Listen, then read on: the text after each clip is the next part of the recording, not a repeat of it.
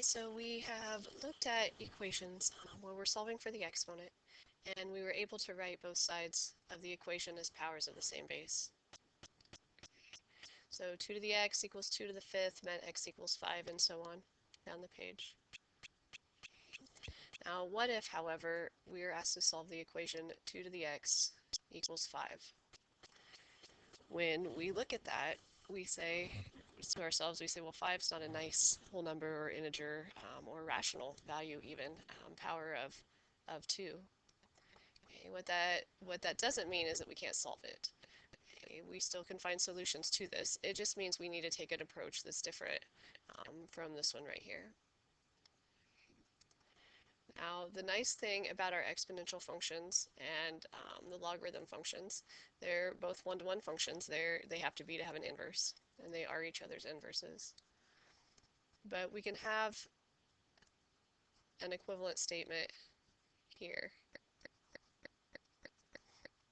that we had with the exponentials that says log of x equals log of y if and only if x equals y.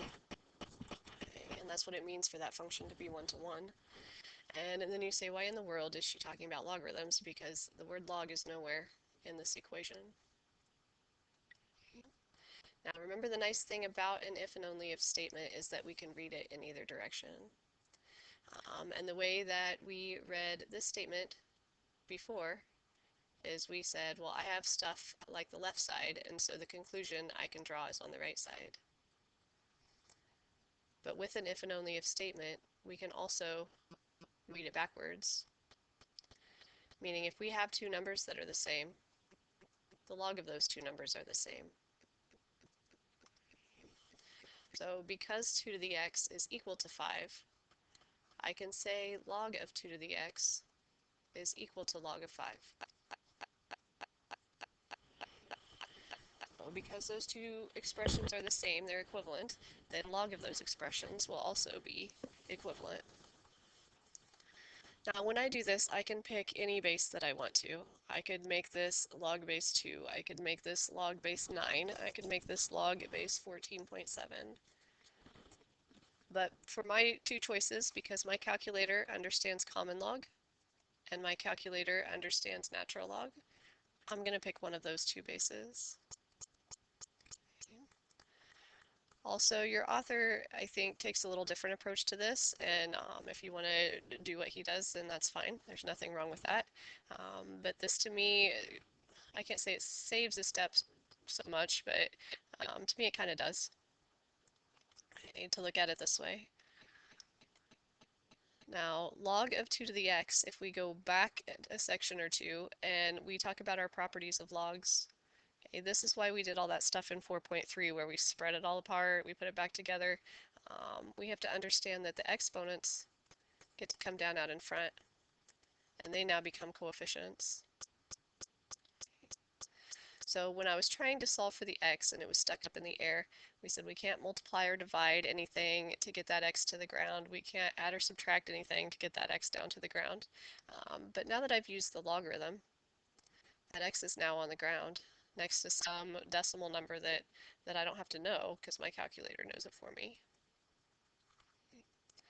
So then if I want to isolate the x, I want to get the x all by itself, I can divide both sides by log of 2. And then I can ask my calculator what this decimal value is. When you do this, please read the directions in your book. It will tell you what it wants you to round to, and that's what I'm going to grade you on, is if you followed those directions. So I forget if it says 3 decimal places or 4. I don't have my book sitting here with me while I'm making this video. So in my calculator it says 2.321928. I'll say 322. But again, if your calculator or if your book says round to 4 decimal places, then it would be 3219. 3, 2, 2.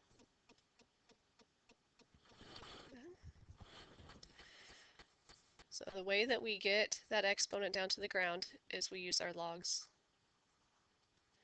Maybe we have 8 to the x power equals 12. Okay.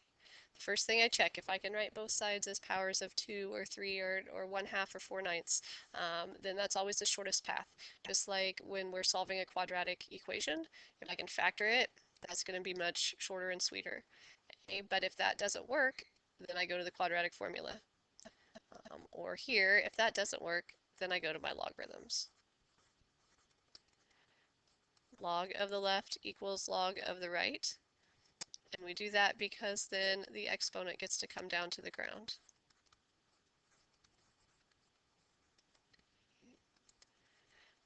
Also, in some of the exercises, again, read the directions in your textbook. I'm going to grade you off of following those directions.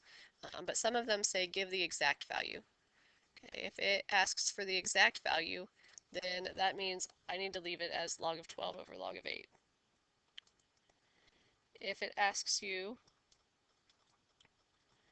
to round it and give a decimal approximation, then round to the appropriate number of decimal places, and my calculator looks like 1.195 to 3 decimal places.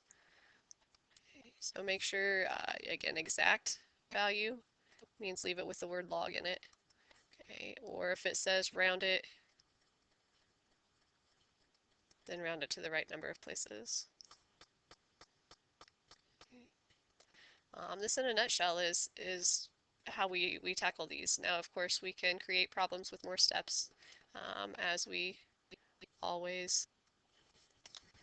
So maybe I have 4 to the x plus 1 equals 7. When I first look at this, I say, well, 4 and 7, I can't write them as powers of the same base. So I'm going to take the log of both sides. Again, there's nothing special about the common log. If you want to use the natural log will get you the same thing. And I'll show you that at the end of this example. Now understand that the properties of logs allow that exponent to come down, but when we bring it down, we have to bring down the whole expression, the entire x plus 1.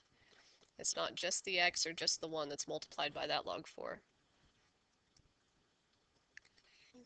There's more than one approach we can take from here, but the shorter one is going to be, let's divide both sides by log of 4 next.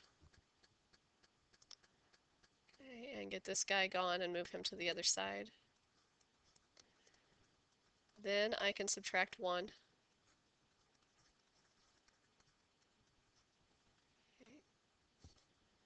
From both sides. If it asks you for the exact solution, that's what you would give. It's not pretty, but that's what you would give. If it asks you to round it, again, let's say 3 decimal places. I forget if your book is 3 or 4. You type those buttons into your calculator and you get 0.4036, so that'd round to 0.404.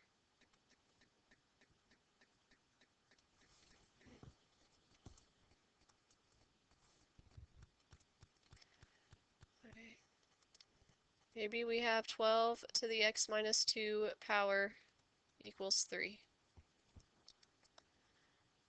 And both sides are multiples of 3, but not powers of 3. I can't write both sides as powers of the same base. So I'm going to put my logs in there, and then take it from there. So go ahead and pause it, see how far you can get.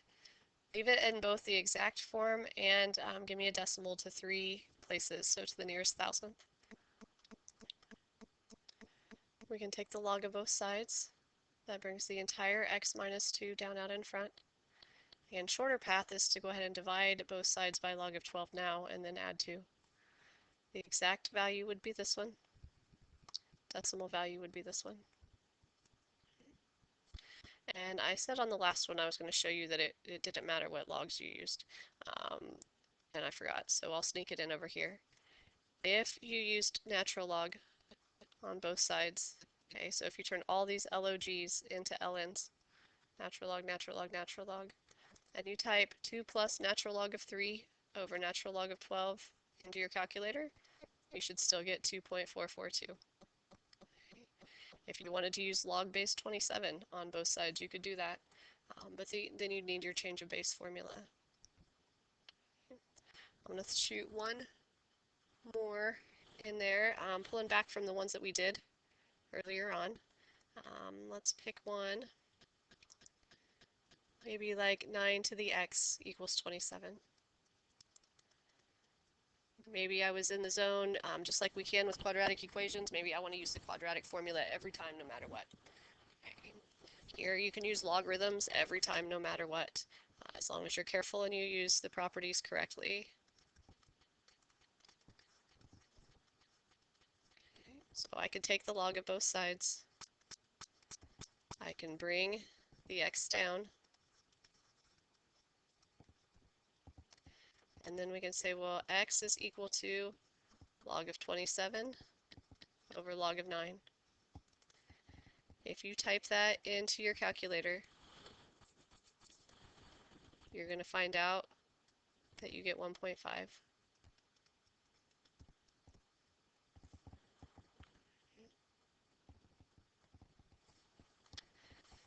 Now, last thing I want to point out, and I don't have my slides from my other video handy, but anytime you see an e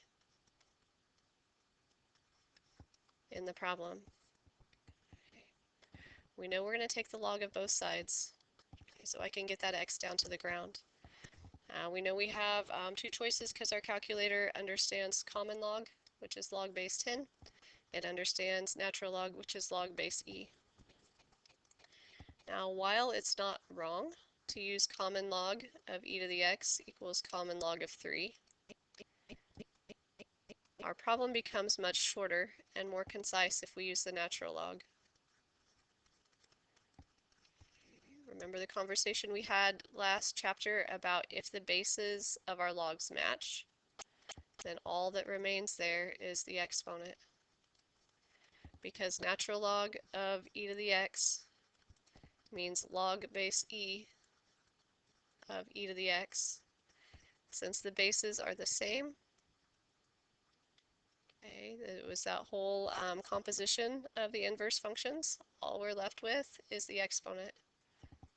So we type in natural log of 3 into our calculator, unless we were asked for the exact answer, and then we'd stop there. And if they want a decimal, it's 1.0986, so 1.099. So again, you can use natural log on any of the problems we've been doing so far, if you like it over common log. But with the e, if there's an e involved, you're always going to pick natural log to keep the problem the shortest we can keep it. Okay. Let me know if you have any questions.